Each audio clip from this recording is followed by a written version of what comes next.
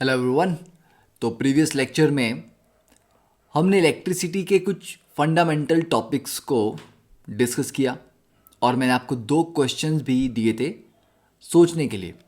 ठीक है, जिनमें से सेकंड क्वेश्चन को हम पहले डिस्कस करते हैं कि why do we sometimes get shock when getting out of car. कि कभी कभी होता है कि आप कुछ देर तक गाड़ी में आपने ट्रैवल किया है और आप एकदम से उतरते हैं और बाहर आप उसको टच करते हो गाड़ी को।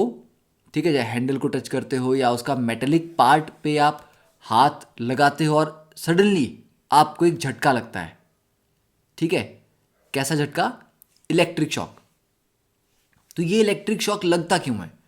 देखो, जब आप गाड़ी में बैठे हो तो सीट पे जो बार बार आप आगे मूव कर रहे हो, थोड़ा सा आपके जो क्लोथ्स हैं, आपके कपड़ों और सीट के मटेरियल के बीच में रबिंग होगी। रबिंग से क्या होगा? Static electricity, charge transfer.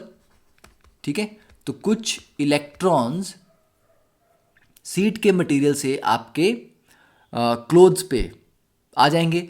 तो सीट का चार्ज कुछ और होगा और आप पे ऊपर जो चार्ज डेवलप होगा वो कुछ और होगा। ठीक है, तो चार्ज ट्रांसफर की वजह से you and the car get opposite charges. ठीक है, जो चार्ज सीट पे होगा उसका ऑपोजिट चार्ज आपके ऊपर होगा। अब आपकी बॉडी पे या आपके कपड़ों पे वो एक्सेस चार्ज डेवलप हो चुका है। तो जैसे ही आप बाहर उतरते हैं, क्योंकि आपने शूज़ पहने हैं, तो शूज़ भी आपके क्या होते हैं? इंसुलेटर। तो वो चार्ज जो है आपकी बॉडी से नीचे अर्थ में नहीं जाएगा, क्योंकि शूज़ अलाउ नहीं करेंगे, इंसुलेटर है। तो जैसे ही आप बाहर टच करते हो कार की बॉडी को, मेटेलिक पार्ट को, तो आपके बॉडी पे जो एक्सेस चार्ज है वो एकदम से फ्लो कर जाता है।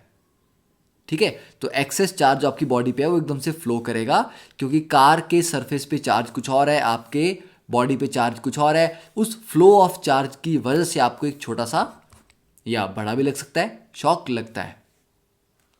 ठीक है, तो ये हो गया किसकी वजह से? Static electricity. तो हम क्या नाम देंगे इसको? What is the reason because of this shock?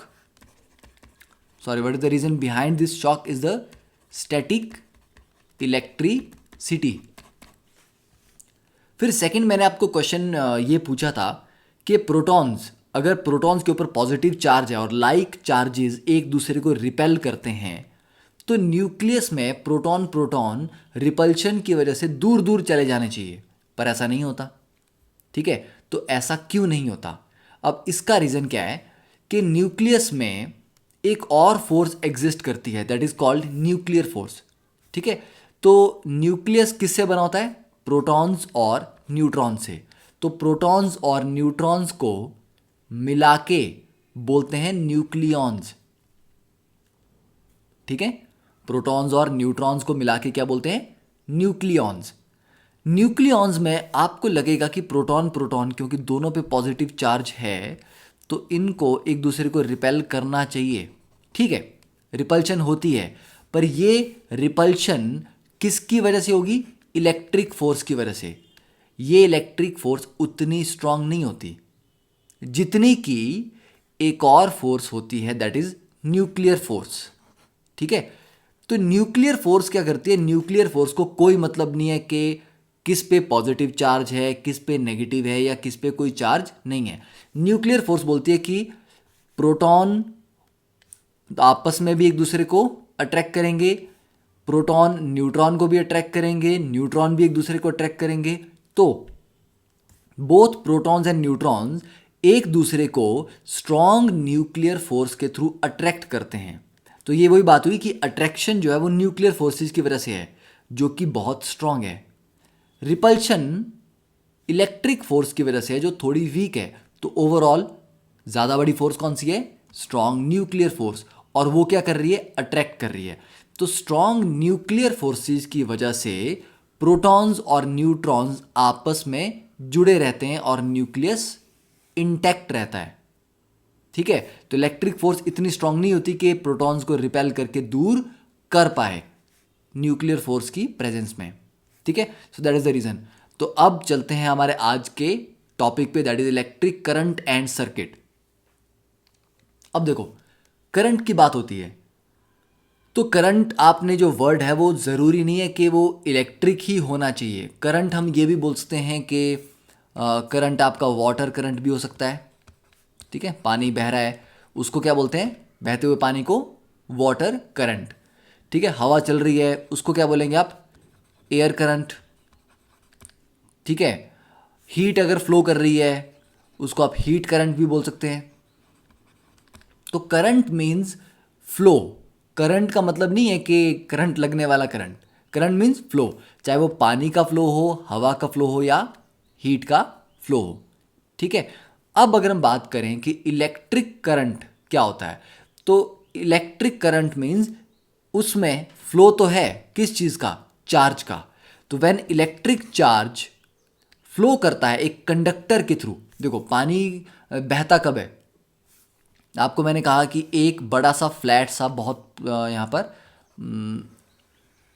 Channel है। ठीक है, या मान लीजिए नाली है, पर ये बिल्कुल फ्लैट है। ठीक है, इसमें कोई भी इंक्लिनेशन नहीं है, बिल्कुल सीधी है एकदम फ्लैट।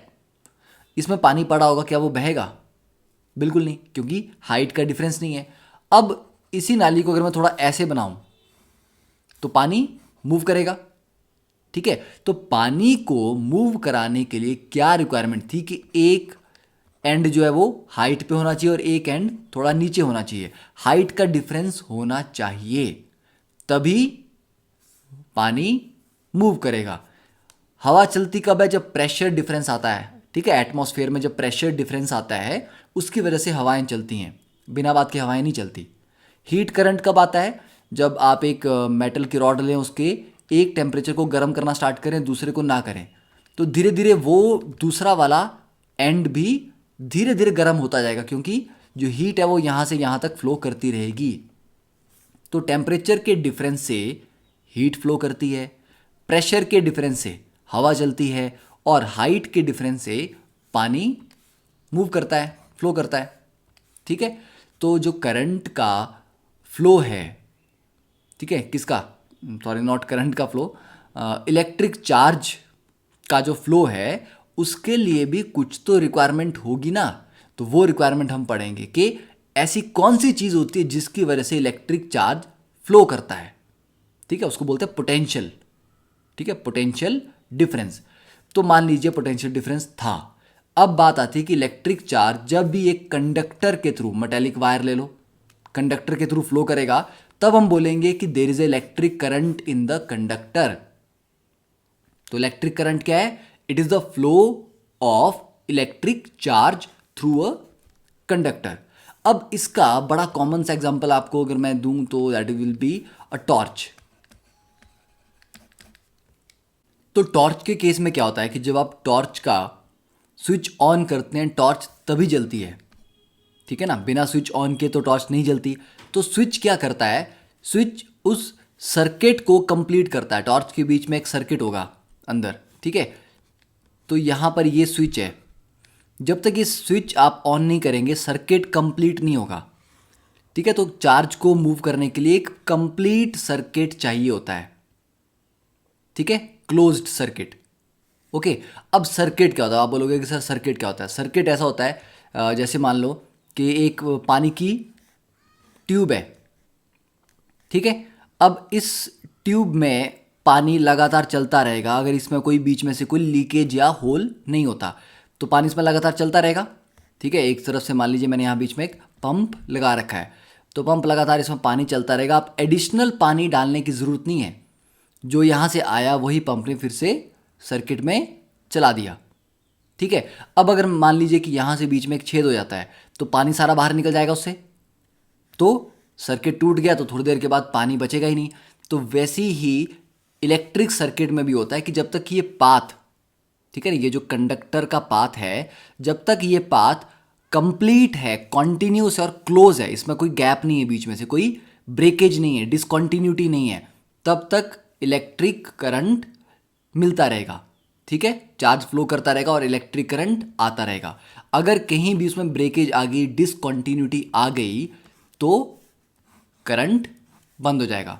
ठीक है, तो सर्किट को हम कैसे डिफाइन करेंगे, what is a circuit. Circuit क्या होता है, a continuous and closed path, ठीक है, अ कॉन्टिन्यूस, साथ साथ में आपको लिखना भी है, and closed path, continuous and closed path of an electric current is called an electric circuit, is called an electric circuit। ठीक है, तो सर्किट की डेफिनेशन आपको पता होनी चाहिए कि ये कॉन्टिन्यूस और एक क्लोज पाथ होता है करंट का।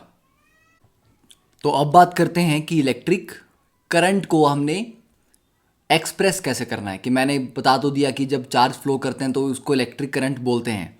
अब कब करंट ज़्यादा होगा, कब करंट कम होगा, ये मैं कैसे एक्सप्रेस करूँगा उसके ज़्यादा या कम होने को। तो देखो, electric current is expressed as the amount of charge flowing through a particular area in unit time. कि एक पर्टिकुलर एरिया से एक पर्टिकुलर टाइम में कितना चार्ज फ्लो कर गया। फॉर एग्जाम्पल, मेरे पास ये पतली पाइप है और ये एक मोटी पाइप है पानी की। ओके, अब पतली पाइप से जो पानी निकलेगा एक पर्टिकुलर टाइम में, तो मैं बोलूँगा ना कि इस क्रॉस सेक्शन के इतने क्रॉस सेक्शन एरिया से जो अमाउंट ऑफ वाटर पास कर रहा है एक यूनिट टाइम में, उसी से मैं बता सकता हूँ कि वाटर का करंट कितना है, कितना बहाव है, फ्लो कितना ज़्यादा है। अब क्योंकि इस केस में मोटी पाइप में क्रॉस सेक्शन एरिया बड़ा है, तो एरिया बड़ा होने से ज़्यादा पानी इसके थ्रू पास कर सकता है एक पर्टिकुलर टाइम में, तो इसमें जो पानी का करंट होगा वो ज़्यादा होगा। ठीक है, तो यही बात इलेक्ट्रिक करंट के लिए भी होगी कि अगर एक पर्टिकुलर एरिया से 10 इलेक्ट्रॉन मूव कर रहे हैं और दूसरे में उतने ही एरिया से 20 इलेक्ट्रॉन मूव कर रहे हैं, तो 20 वाले का जो करंट है वो बिल्कुल डबल होगा, क्योंकि number of charge carriers double हो गए। अब मैंने ये क्यों कहा कि इलेक्ट्रॉन्स मूव कर रहे हैं, मैंने ये क्यों नहीं कहा कि प्रोटॉन्स मूव कर रहे हैं? क्योंकि जब भी करंट होता है तो सिर्फ उसमें इलेक्ट्रॉन्स ही मूव करते हैं, क्योंकि प्रोटॉन कहाँ होता है? न्यूक्लियस पे, और न्यूक्लियस में प्रोटॉन टाइटली हेल्ड होता है न्यूट्रॉन्स के साथ। सिर्फ इलेक्ट्रॉन्स होता है जो बाहर बाहर होता है, तो इलेक्ट्रॉन्स इजीली अवेलेबल होता है मूवमेंट के लिए। ठीक है, प्रोटॉन मूव नहीं करता। ठीक है, प्रोटॉन बाहर आके मूव नहीं करेगा। तो चार्ज, जब हम बात करेंगे कि इलेक्ट्रिक करंट क्या होता है, कितना चार्ज फ्लो कर रहा है, तो किस चार्ज की बात कर रहे हैं हम? इलेक्ट्रॉन्स की बात कर रहे हैं। ठीक है, पर जब इलेक्ट्रिसिटी का फिनोमेना सबसे पहले डिस्कवर किया गया था, सबसे पहले जब पता लगा कि इलेक्ट्रिसिटी जैसी कोई चीज़ होती है, तब इलेक्ट्रॉन डिस्कवर नहीं हुए थे। ठीक है, तो उन्होंने ये कहा कि क्योंकि इलेक्ट्रॉन्स डिस्कवर नहीं हुए थे तो नेगेटिव चार्ज का कोई आइडिया नहीं था, तो तब यही माना जाता था कि जो करंट की डायरेक्शन है, current's direction is same as that of direction of flow of positive charges. ठीक है, कि जो जिस डायरेक्शन में पॉजिटिव चार्ज जा रहा है उसी को करंट की डायरेक्शन मान लेते थे।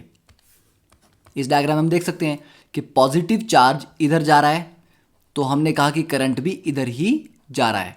ये हमारा एरिया ऑफ क्रॉस सेक्शन है। पर रियलिटी में हमें आज पता है कि पॉजिटिव चार्ज नहीं जाते कहीं भी, क्योंकि प्रोटॉन्स न्यूक्लियस में होते हैं। ठीक है, कौन चलता है? Negative charge. अगर पॉजिटिव इधर जा रहा है तो नेगेटिव कहाँ जा रहा होगा? ऑपोजिट, इस डायरेक्शन में, लेफ्ट में। तो इलेक्ट्रॉन जब लेफ्ट में जा रहा है तो करंट राइट में होगा। इसका मतलब करंट की डायरेक्शन इलेक्ट्रॉन्स के फ्लो की डायरेक्शन से ऑपोजिट होती है। ठीक है, तो ये याद रहोगे। तो हम बोल सकते हैं कि direction of current is opposite to the direction of flow of electrons. ठीक है, तो जिस डायरेक्शन में इलेक्ट्रॉन जाएंगे उससे ऑपोजिट डायरेक्शन में करंट हम डिफाइन करते हैं। तो ये तो पता लग गया ना कि नंबर ऑफ चार्ज कैरियर्स एक पर्टिकुलर एरिया से क्रॉस कर रहे हैं, उसके हिसाब से हम करंट को डिफाइन करते हैं। तो करंट के फिर फॉर्मूला क्या होगा? करंट हो जाएगा अमाउंट ऑफ चार्ज, कितना चार्ज पास हुआ। चार्ज को डिनोट करते हैं क्यू से, ठीक है, क्यू इज नेट चार्ज। तो एक पर्टिकुलर टाइम में कितना चार्ज पास हुआ, तो क्यू डिवाइडेड बाय टाइम, ठीक है, टी इज द टाइम। तो ये हो गया करंट का formula, I is equal to Q upon T, ठीक है। और इसके जो करंट के एस आई यूनिट होते हैं, चार्ज के यूनिट्स क्या होते हैं? कूलम्ब। टाइम का यहां पर हम लेंगे सेकंड, तो एस आई यूनिट जो करंट के आएंगे दैट विल बी एम्पियर्स, ठीक है। इसको कैपिटल ए से डिनोट करते हैं और इसको बोलते हैं एम्पियर्स। तो वो क्या होगा? Coulomb per time. तो हम ये बोल सकते हैं यहां पे कि अगर Q को मैं 1 कर दूं कि 1 कूलम चार्ज है, टाइम को भी 1 कर दूं कि 1 सेकेंड, तो I क्या आ जाएगा? 1, ठीक है। तो 1 ampere is the current resulting from the flow of 1 coulomb charge for 1 second, कि 1 सेकेंड तक अगर 1 कूलम चार्ज मूव करता है तो उससे जो इलेक्ट्रिक करंट जनरेट होता है उसको बोलते हैं 1 एम्पियर, ठीक है। तो ये तो डायरेक्टली याद भी रख सकते हैं। अब 1 कूलम जो चार्ज है ये कोई छोटी वैल्यू नहीं है चार्ज की, क्योंकि एक इलेक्ट्रॉन पे कितना चार्ज होता है? 1.6 इंटू 10⁻⁻19 कूलम। एक इलेक्ट्रॉन पे इतना कम चार्ज होता है। तो एक कूलम बनाने के लिए कितने इलेक्ट्रॉन चाहिए? 1 कूलम कंटेन्स कितना होगा? Nearly 6 into 10⁻18 electron. इतने सारे इलेक्ट्रॉन्स का चार्ज मिला के 1 कूलम होता है। तो जब आपको कहा गया ना कि एक वायर में 1 एम्पियर का करंट जा रहा है, तो उसको हल्के में नहीं लेना है। क्यों? 1 एम्पियर का करंट का मतलब है कि इतने नंबर ऑफ इलेक्ट्रॉन्स पर सेकंड ट्रेवल कर रहे हैं उस वायर के थ्रू, ठीक है। तो दैट इज 1 एम्पियर। अगर 5 एम्पियर का करंट है तो इसके 5 गुना इलेक्ट्रॉन्स 1 सेकंड में क्रॉस सेक्शन को क्रॉस कर रहे हैं या वायर को क्रॉस कर रहे हैं, ठीक है। तो यहां से हम ये तो इजीली डिफाइन कर सकते हैं। अब तो एम्पियर आ गया। अब एक और इसके जो छोटे यूनिट्स हैं, ठीक है, उनको लिखते हैं मिली एम्पियर, ठीक है। एक छोटा यूनिट्स होता है जैसे मिली एम्पियर। मिली होता है 10⁻⁻3। तो मिली एम्पियर को हम स्मॉल m और कैपिटल ए, ठीक है, मिली मीन्स स्मॉल m। तो ये हो जाता है 10⁻³ एम्पियर। उससे भी एक और छोटा यूनिट है दैट इज माइक्रो एम्पियर, ठीक है। माइक्रो को म्यू से डिनोट करते हैं, म्यू इंटू ए। ये हो जाता है 10⁻⁻6 एम्पियर। तो ये यूनिट्स भी कभी कभी यूज किए जाते हैं। और इसके बाद अब करंट को मेज़र करने वाला इंस्ट्रूमेंट क्या होता है? किस इंस्ट्रूमेंट से मेज़र करते हैं, ठीक है।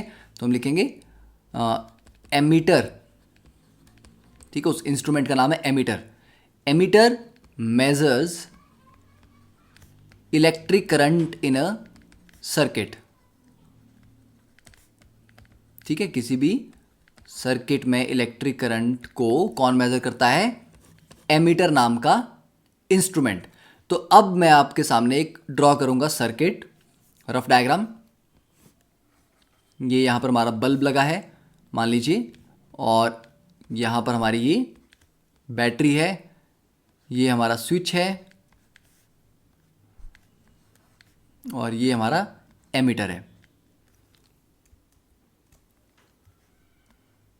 ठीक है। तो ये एक रफ डायग्राम है। देखो ये बैटरी लगी है, बैटरी में जो लंबा वाला डंडा होता है दैट इज कॉल्ड पॉजिटिव, छोटा वाला नेगेटिव, ठीक है। तो पॉजिटिव की तरफ से करंट चलता है, तो ये समझ लो कि इसकी तरफ से करंट पॉजिटिव से नेगेटिव की तरफ चलता है। तो करंट की डायरेक्शन क्या होगी, ये डायरेक्शन, ठीक है, क्लॉकवाइज। ओके, तो करंट क्लॉकवाइज चल रहा है। ये क्या है हमारा बल्ब, सर्किट में बल्ब लगाया है हमने, और एमीटर यहां पर कनेक्ट करना है।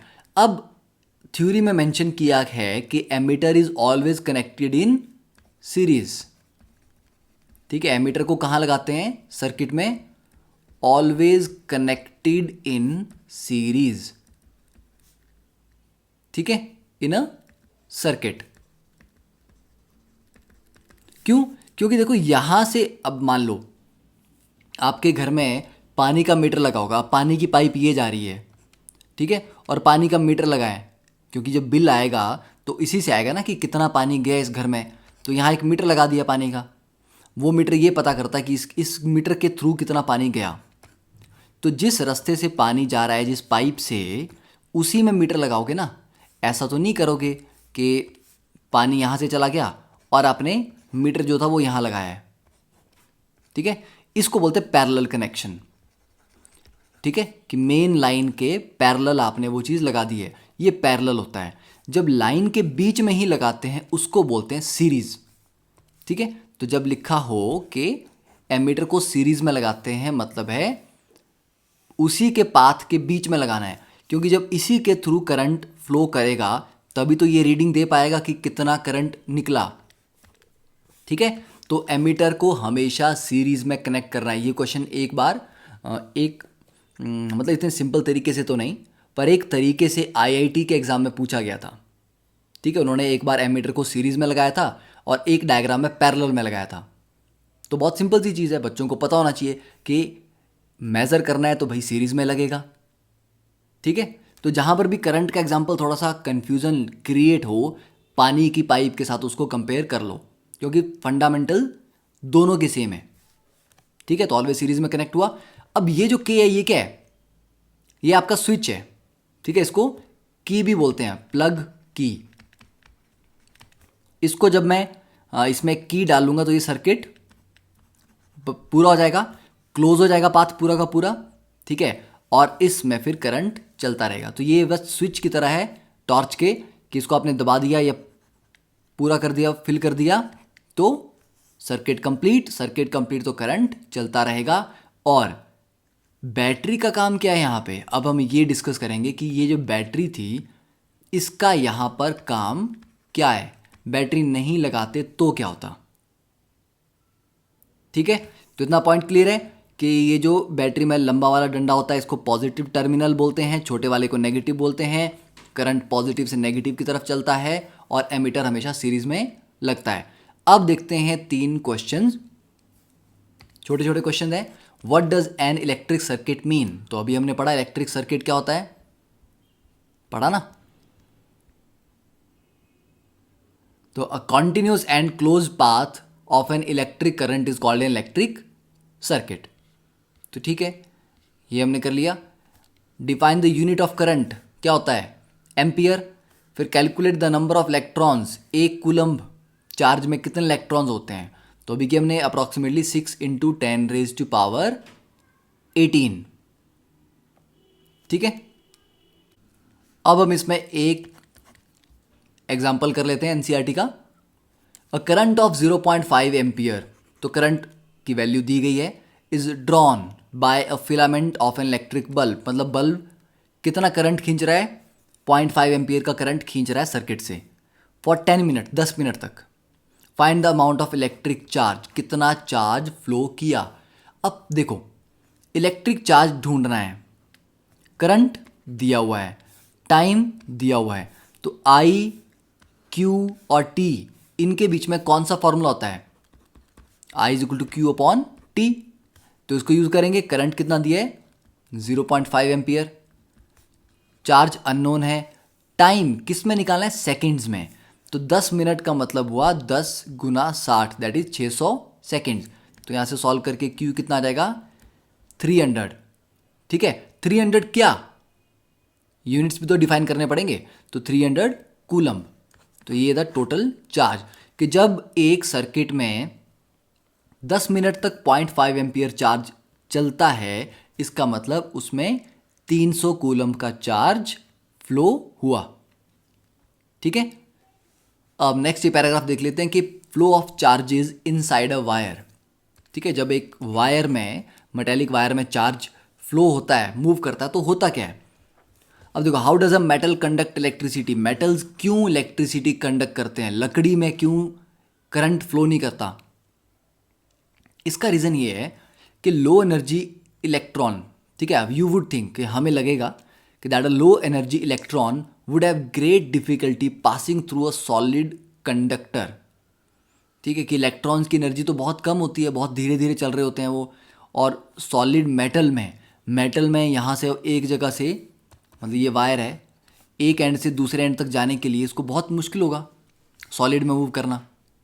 ठीक है ना, तो पर ऐसा नहीं होता, इलेक्ट्रॉन को सॉलिड के थ्रू पास करने में कोई खास दिक्कत नहीं आती, कोई डिफिकल्टी नहीं आती। Inside the solid atoms are packed together with very little spacing. तो ठीक है, सॉलिड में क्या होता है कि सारी चीज़ें बहुत क्लोजली पैक्ड होती हैं। ठीक है, इसीलिए तो वो सॉलिड होता है। ठीक है, तो atoms are packed together with very little spacing, but it turns out that the electrons are able to travel through. तो इलेक्ट्रॉन्स उनके थ्रू ट्रेवल कर सकते हैं, परफेक्ट सॉलिड क्रिस्टल, स्मूथली, बड़े आराम से निकल जाएंगे उनके थ्रू। ठीक है, ऐसा कैसे होता है, देखो, मोशन ऑफ इलेक्ट्रॉन की एक कंडक्टर में, जैसे कि कंडक्टर कौन, बस वाला कंडक्टर नहीं, यहां पर चार्ज को कंडक्ट करने वाला। ठीक है, जैसे मेटल है, तो इलेक्ट्रॉन जब एक कंडक्टर में होते हैं उनका मोशन बहुत डिफरेंट होता है, जो आप सोच रहे हो उससे काफ़ी डिफरेंट होगा। ठीक है, तो हर एक एटम का, जब भी आप एक एटम की बात करते हो ना, न्यूक्लियस होता है, न्यूक्लियस के चारों तरफ इलेक्ट्रॉन्स घूमते रहते हैं।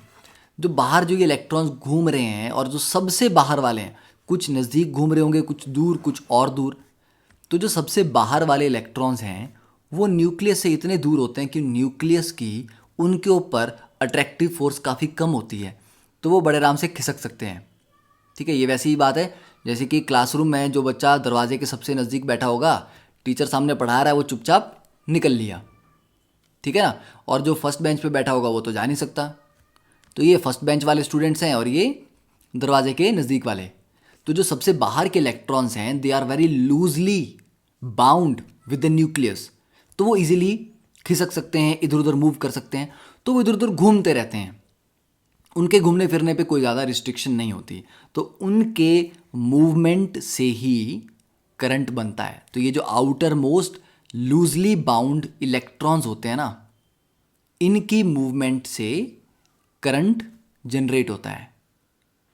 ठीक है, और करंट, ये आपको लगता होगा एक और चीज़, जैसे ही आप कमरे में स्विच ऑन करते हैं, एकदम से लाइट जल जाती है, तो आपको लगता होगा देखो यार चार्ज कितना फास्ट भागा है ना, कि जहाँ पर आपने स्विच था, स्विच को आपने प्रेस किया, वहाँ से चार्ज एकदम से बल्ब तक चला गया। ऐसा नहीं होता कि बल्ब जलाया तो चार्ज जो था वो स्विच में था और वहाँ से वो वहाँ भागा। इलेक्ट्रॉन्स जब एक सॉलिड मेटल में मूव करते हैं, उनकी जो स्पीड होती है उसको बोलते हैं ड्रिफ्ट वेलोसिटी या ड्रिफ्ट स्पीड, और वो ड्रिफ्ट स्पीड बहुत कम होती है, 1 mm पर सेकेंड। इतने इतने इतने इतने धीरे धीरे धीरे धीरे चलेगा, 1 mm, मिलीमीटर पर सेकेंड। तो आप बोलोगे कि यार इस इलेक्ट्रॉन को तो इस स्विच से लेके बल्ब तक जाने में दोपहर हो जाएगी, तो वे बल्ब एकदम से कैसे जल गया। तो बल्ब का जलना इस पे डिपेंड नहीं करता कि यहाँ वाले इलेक्ट्रॉन को वहाँ भेजना है। इस इलेक्ट्रॉन के आगे एक इलेक्ट्रॉन है, इसके आगे एक और इलेक्ट्रॉन, इसके आगे एक और इलेक्ट्रॉन है, पूरी वायर में इलेक्ट्रॉन्स है ना, बस फ्लो स्टार्ट होना चाहिए। ऐसा समझ लो कि ट्रैफिक में गाड़ियाँ फंसी हुई हैं, एक गाड़ी ये है, एक गाड़ी ये है, एक गाड़ी ये है। ठीक है, ठीक है, ये ट्रैफिक में गाड़ियाँ फंसी हुई हैं। अब यहाँ पर मान लो कि कोई चीज़ रखी हुई है, उसको क्रॉस करना है, तो जैसे ही ट्रैफिक चलना स्टार्ट होगी ना, ये वाली गाड़ी क्रॉस कर जाएगी उसको। इस वाली गाड़ी को थोड़ा ना यहाँ पहुँचना है, किसी भी गाड़ी को क्रॉस करना है, तो ये इलेक्ट्रॉन्स एक के आगे एक के आगे एक चले होते हैं। तो बल्ब के सबसे क्लोज जो इलेक्ट्रॉन होगा उसको भी बल्ब में घुसना नहीं है, जस्ट एक फील्ड वहाँ पर सेट होती है, एक फील्ड बनती है, उस फील्ड की वजह से बल्ब जलता है। वो फील्ड क्या होती है वो उसके बारे में हम बात करेंगे, इलेक्ट्रिक फील्ड होती है वो। तो ये मत सोचना कि इलेक्ट्रॉन यहाँ से लेके वहाँ तक जाता है, बस उनका फ्लो स्टार्ट होना चाहिए एक ऑर्डर्ड तरीके से। रैंडमली तो वो घूम रहे थे, पर एक ऑर्डर्ड तरीके से जैसे ही उनका मूवमेंट स्टार्ट हो जाएगी उसी से बल्ब जलता है। ठीक है, थोड़ा सा कॉम्प्लिकेटेड है तो थोड़ा इसको बाद में करेंगे। तो मतलब जो ड्रिफ्ट स्पीड है इलेक्ट्रॉन्स के एक्चुअल मूव करने की स्पीड वो बहुत स्लो होती है, that is called drift velocity. वो होती है अप्रॉक्सीमेटली 1 mm/s। तो यहाँ पे इन्होंने यही कहानी लिखी है कि the exact mechanism of the current flow which takes place with the speed close to the speed of light is fascinating but is beyond the scope of this book. मतलब इन्होंने साफ साफ बोल दिया कि आपकी समझ के एकदम परे है, बाहर है। ठीक है, गलती से भी ट्राई मत करना कि ऐसा क्यों जला, बल्ब क्यों जला, पर इतना भी बाहर नहीं है। अगले साल 11th में, ठीक है, या 12th में तो आएगा, स्कोप में आएगा बिल्कुल। ठीक है तो आई थिंक इतना पार्ट क्लियर है, सभी बच्चों को क्लियर है इतना। अब एक मैं क्वेश्चन आपको पूछूंगा कि जो करंट कैरिंग वायर होती है, ठीक है, is the current carrying wire electrically charged. ठीक है, जब एक वायर में करंट ट्रेवल करता है तो क्या वो वायर इलेक्ट्रिकली चार्ज होती है कि नहीं होती है, तो ये आपको बताना है। ठीक है, तो this we will discuss in the next lecture. Okay, thank you.